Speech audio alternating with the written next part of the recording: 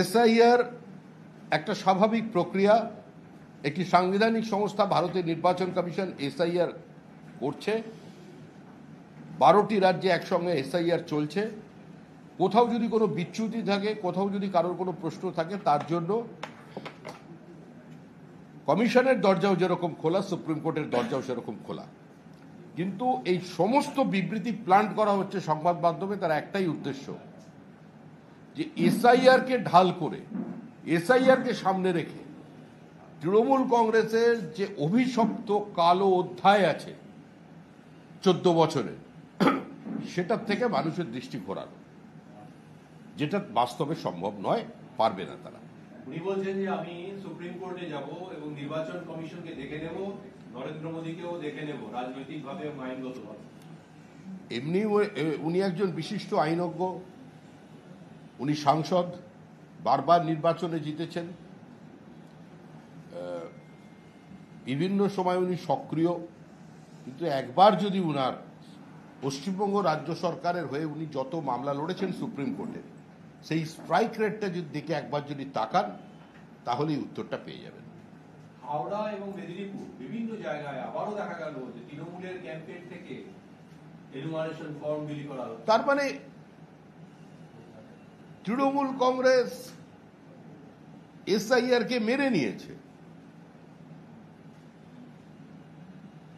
যারা বলেছিলেন বাংলায় এসআইআর হতে দেব না, সেই রাজ্যের মুখ্যমন্ত্রী হাতে ফর্ম নিয়েছেন, মানে তিনি মেনে নিয়েছেন। তারা এটা জানেন যে মানতে হবে, নাহলে সরকার থাকবে না।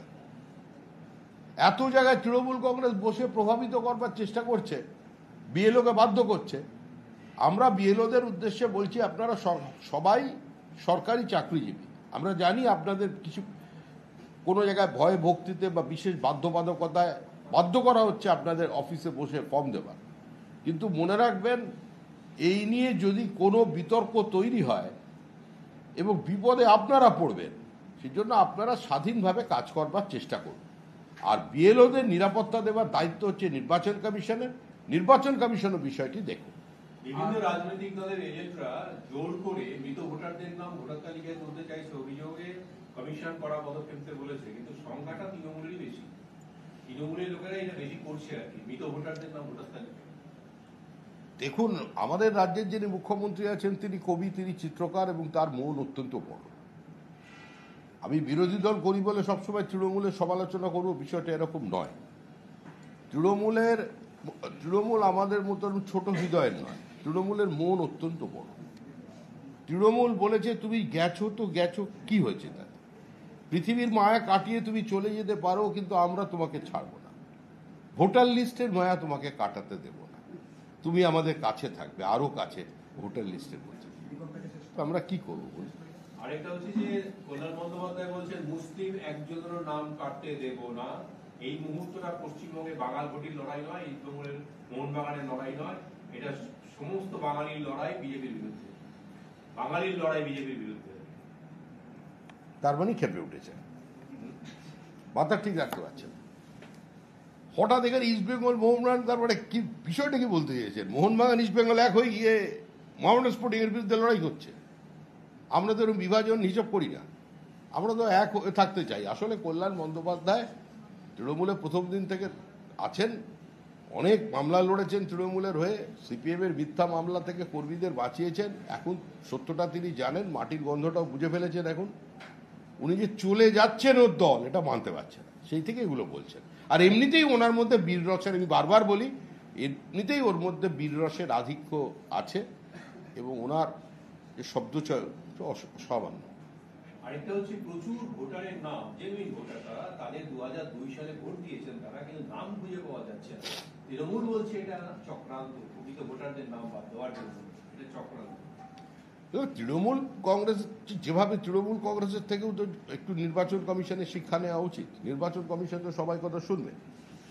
আমার মনে হয় যে অসুররূপী আমাদের এখানে রাজ্য নির্বাচন কমিশন আছেন, যিনি এত সুন্দরভাবে পঞ্চায়েত নির্বাচন, মিউনিসিপ্যালিটির নির্বাচন, কর্পোরেশনের নির্বাচন চালিয়েছেন, তো সেরকমভাবেই নির্বাচন কমিশন চলবে। তো চক্রান্ত নিয়ে যদি কিছু বলার থাকে, সেটা মানুষের কাছে কেন? আপনি মানুষকে বলুন, 40,000 যে চাকরি বিক্রি হয়ে গেল, সেই স্কুল শিক্ষকের চাকরির কি হবে? আপনি বলুন, আপনার 5,000 টাকা ঘোষণার পরেও ট্রেন ভর্তি করে পরিযায়ী শ্রমিক কেন বাইরে চলে যাচ্ছে?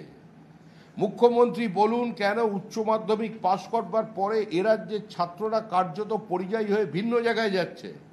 মুখ্যমন্ত্রী বলুন, মুখ্যমন্ত্রীর মঞ্চে বিজিবিএসএ তার সঙ্গে যিনি দাঁড়িয়ে যারা বিবৃতি দেন যে এত ভালো শিল্প বান্ধব পরিস্থিতি কোনোদিন পশ্চিমবঙ্গে ছিল না, তারা কেন পশ্চিমবঙ্গের বাইরের রাজ্যে বিনিয়োগ করছেন? মুখ্যমন্ত্রীকে প্রশ্ন করুন। আপনাকে আমরা বিভিন্ন সময়ে মানে ছৌ নৃত্যের মধ্যেও আপনাকে দেখি, আপনাকে আমরা বিদেশে ছুটতে দেখি, আপনাকে সমবেত সঙ্গীতে আমরা আপনাকে দেখি, দুর্গা ঠাকুরের চোখ আঁকতে দেখি, কিন্তু কেন আপনাকে কোনো নতুন কারখানা উদ্বোধনের নারকল ফাটাতে দেখি না? এই গন্ডগোলটা কেন? এটা জিজ্ঞাসা করুন মুখ্যমন্ত্রীকে সরাসরি।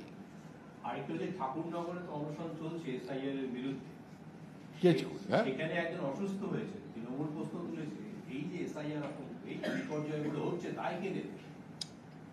কে কার দায় নেবে? ডেঙ্গিতে মারা গেছে কোনো ডাক্তার লিখতে পারবেন, কিন্তু গভর্নমেন্ট কি কোনো সার্কুলার দিয়েছে ডেঙ্গি মেনশন করা যাবে না? আপনি যদি আজকে যে কোনো শ্মশান ঘাটে যান এবং সেখানে যদি আপনি বলেন যে মানে হার্ট অ্যাটাকে মৃত্যু হয়েছে, তার যদি লিখে দেন কার্ডিয়াক ফেলিওর, আপনাকে দেবে না। আপনাকে মৃত্যুর প্রকৃত কারণটা জানাতে হবে। তো আপনার কিন্তু এখন শ্মশানে শ্মশানে শুনতে পাচ্ছি যে জানা গেছে মৃত্যু হলে সেখানে রোগের কারণ হিসেবে এসআইআর লিখে দেওয়া হচ্ছে। হসপিটালেও ডাক্তাররা লিখবে ক্যান্সারে মারা যান, হৃদযন্ত্র বিকল হয়ে মারা যান, সেরিব্রাল অ্যাটাক হয় তাতে মারা যান, আপনার সিকেডি মানে কিডনি ডিজিজে মারা যান, ডায়ালিসিস চলছিল দীর্ঘদিন ধরে, সপ্তাহে 3টে করে ডায়ালিসিস পেশেন্ট মারা গেছে এসআইআর এর আতঙ্কে। এমনকি যদি মদ্যপ অবস্থায় মোটর সাইকেল জোরে চালিয়ে নিজেই কোনো ট্রাকের নিচে ঢুকে যায়, তারও কারণ এসআইআর। কি করে রক্তদান শিবিরে গিয়েছিল, রক্তদান শিবির যারা চালায় ব্লাড ব্যাংক গুলো, তারা বলছে যে এখন প্রত্যেকটা রাজনৈতিক দল এসআইআর শিবির নিয়ে এত ব্যস্ত যে ব্লাড ডোনেশন ক্যাম্পই হচ্ছে না, রক্তদান শিবিরই হচ্ছে না, অথচ ডেঙ্গি বাড়ছে, প্লেটলেটের জন্য রক্ত দরকার হচ্ছে।